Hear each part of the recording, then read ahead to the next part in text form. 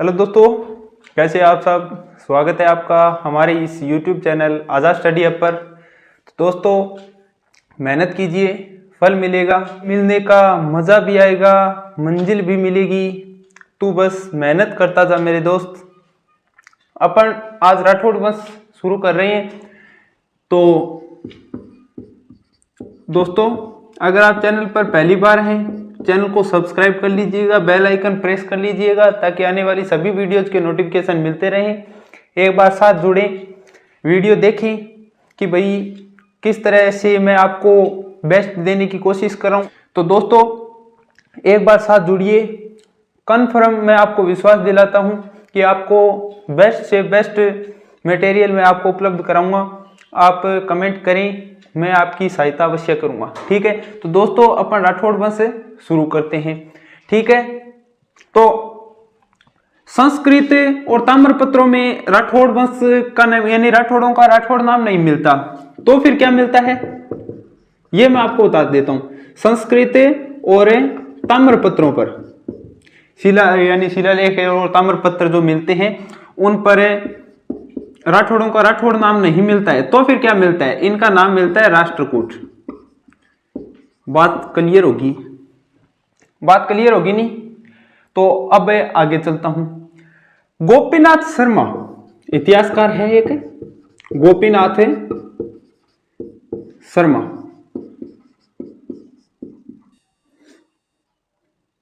दक्षिण भारत की एक जाति थी। गोपीनाथ शर्मा यह बताता है कि दक्षिण भारत की एक जाति थी।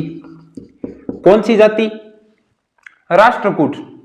दक्षिण भारत की एक जाति कौन सी? राष्ट्रकूट। ठीक है।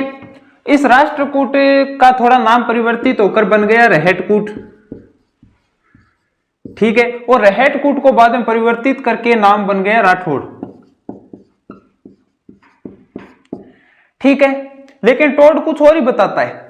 टोड प्रसिद्ध इतिहासकार जो है वो कुछ और ही बताता है। वो क्या बताता है? वो ये बताता है कि आप जानते हैं कन्नौज का शासक कौन था? जयचंद गढ़वाल। आप इसको भी अच्छे तरीके से जानते हैं अगर आपने हिस्ट्री पढ़ी है तो। जयचंद गढ़वाल वही संयोगिता जिसकी पुत्री थी। समझ में आया? कुछ याद आ रहा है? तो वही कन्नौज का शासक कौन था? जयचंद गढ़वाल। इस पर मोहम्मद गोरी ने आक्रमण किया यानी गढ़वालों को राठौड़ों का वंशज माना जाता है। ठीक है। तो इस पर मोहम्मद गोरी ने आक्रमण किया। किसने? अपन शॉर्ट मान लेते हैं, एम से मोहम्मद और गोरी। मोहम्मद गोरी ने इस पर आक्रमण किया और गढ़वाल वंश को कर दिया समाप्त। ठीक है। तो जयचंद गढ़वाल का एक पुत्र था, उसका नाम था सिया। ठीक है। तो सिया के पास कोई 200-400 सैनिक बचे थे।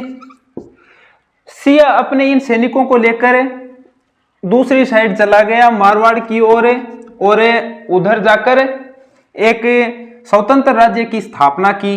कौन से? यानी राठौड़ वंश की स्थापना कर दी दूसरी जगह जाकर। ठीक है। तो वो स्थापना कब की? 1212 ईस्वी की बात आती है। 1212 ईस्वी में सिया ने जाकर स्थापना कर दी, मारवाड़ में जाकर राठौड़ वंश की स्थापना कर दी। कब? 1212 ईस्वी में। अब मेन बात ये आती है कि भाई ये राठौड़ अपने आप को गढ़वालों का वंशज क्यों मानते हैं? ऐसा कौन से ग्रंथ में लिखा है कि भाई टोड भी यानी गोपीनाथ शर्मा इनको राष्ट्रकूट राठौड़ बना देता है और कन्नौज की गढ़वाल का यानी राठौड़ अपने आप को गढ़वालों के वंशज मानते हैं? तो ऐसा कौन से ग्रंथ में लिखा है? ये सब गड़बड़ हुई पृथ्वीराज रासो की वजह से। किस की वजह से? पृथ्वीराज रासो। ये क्या है? ये आप जानते हैं, चंद्रबरदाई ने लिखा था। किसने? चंद्रबरदाई ने लिखा था।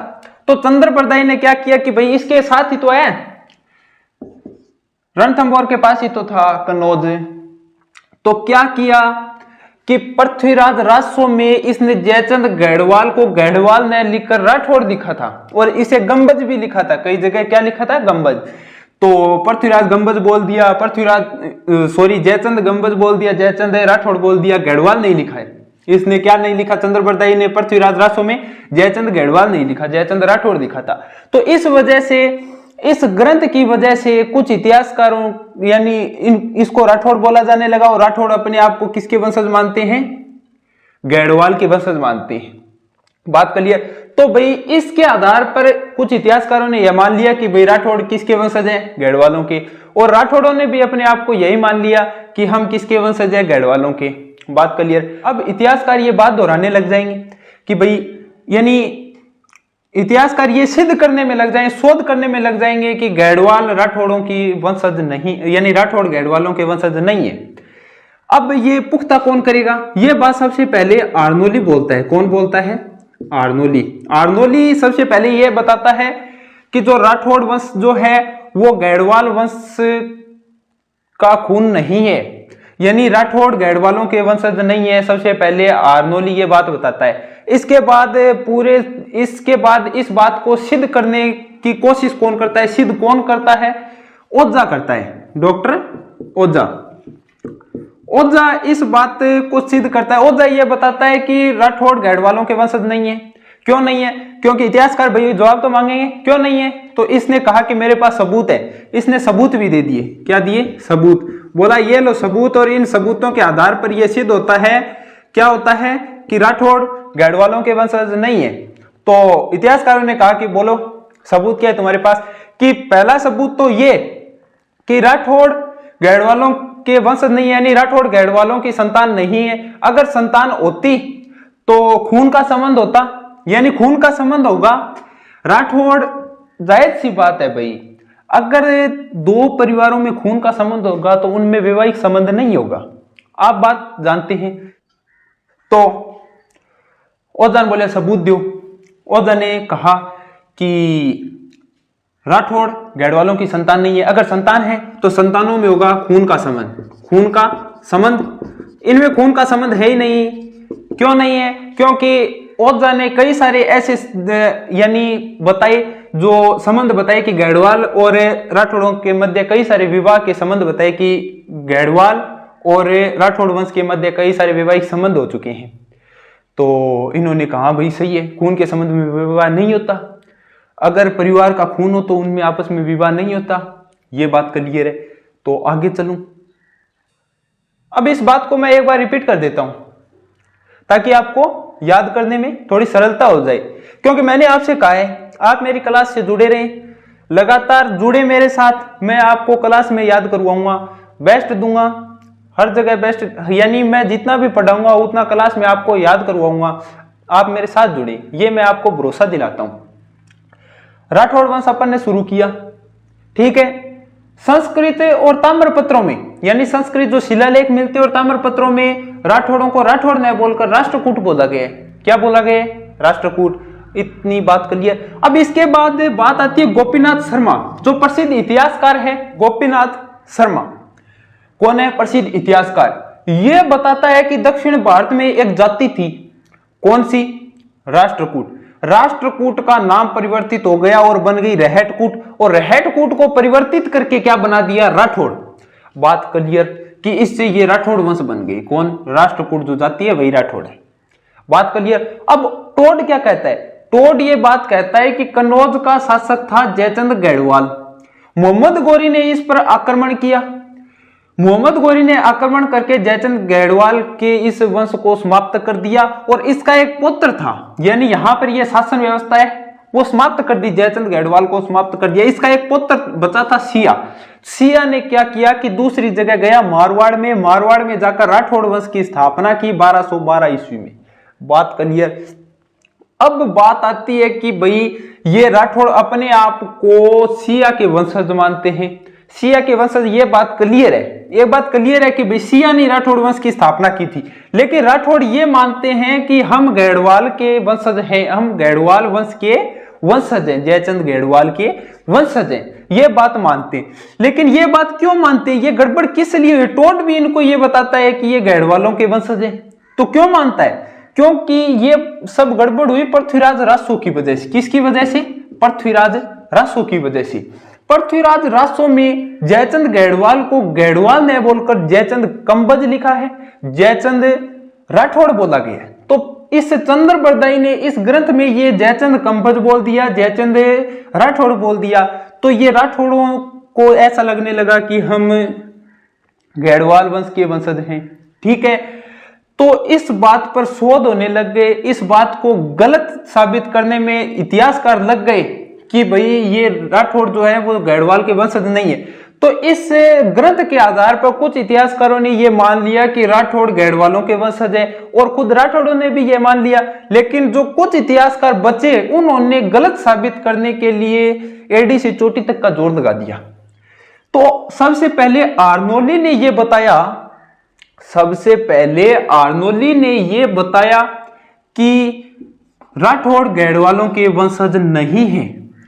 आर्नोल्डी के पास कोई पुख्ता सबूत नहीं था, तो इसकी बात किसी इतिहासकार ने नहीं मानी। इसके बाद डॉक्टर ओज़ा आया। ओज़ा ने कहा कि आर्नोल्डी की तो बात आप लोगों ने नहीं मानी, लेकिन अब मैं पुख्ता सबूत लेकर आया हूं कि राठौड़ गढ़वालों की संतान नहीं है। क्यों नहीं है? इतिहासकारों ने कहा क्यों नहीं है, क्योंकि अगर है ये बात तो लिखी है पृथ्वीराज रासो में, राठौड़ बोला गया है किसको? जयचंद को, और ये असलियत में था गढ़वाल। तो बात क्लियर है? क्लियर नहीं है। इसने कहा मेरे पास सबूत है। तो इतिहासकारों ने कहा कि भाई 2 सबूत बताओ। तो इसने कहा कि जो मेरे पास सबूत है वो ये बात सिद्ध कर देंगे कि राठौड़ गढ़वालों के वंशज नहीं है। तो इसने इतिहासकारों ने बोला कि सिद्ध करो। तो इसने कहा कि अगर गढ़वाल और राठौड़ एक ही वंश है तो उनमें खून का संबंध हुआ। तो सबने कहा हाँ हुआ, क्लियर। तो भाई अगर खून का संबंध होगा तो क्या वैवाहिक संबंध होगी? तो इतिहासकारों ने मना कर दिया, भाई नहीं, कॉमन सी बात है, नहीं होगा।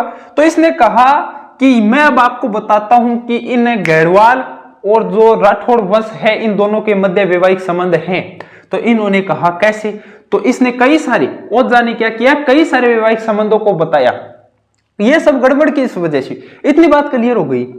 तो ये सब गड़बड़ किस वजह से हुई? गड़बड़ इस वजह से हुई कि कन्नौज के पास एक रियासत थी। कन्नौज के पास एक रियासत थी, कौन सी? बदायूं। दिख रहा है ना आप सबको? दिख रहा है ना? क्लियर दिख रहा है? बदायूं का शासक था चंद। बदायूं का शासक भी कौन था? चंद। और बदायूं पर किसका शासन था? राठौड़ों का। बदायूं पर किसका शासन था? राठौड़ों का। तो ये चंद कौन था? राठौड़ था। इतनी बात क्लियर होगी नहीं? क्लियर होगी नहीं? बदायूं कन्नौज के पास था। ये सब गड़बड़ इसी वजह से हुई। चंद कौन था? राठौड़, यानी बदायूं पर राठौड़ों का शासन था। तो ये बदायूं के राठौड़ वंश के वंशज है कौन? राठौड़। असलियत में कहा जाता है कि गढ़वालों को सूर्यवंशी बोला जाता है। गढ़वालों को क्या बोला जाता है? सूर्यवंशी। और राठौड़ों को क्या बोला जाता है? चंद्रवंशी। राठौड़ वंश को क्या बोला जाता है? चंद्रवंशी। बात क्लियर है? बात क्लियर है? इतनी बातें याद होगी क्या, या एक बार फिर से रिपीट करवाऊं? रिपीट करवाऊं क्या? तो चलो एक बार फिर से रिपीट करवा देता हूं। राठौड़ वंश मेरे साथ रिपीट करो।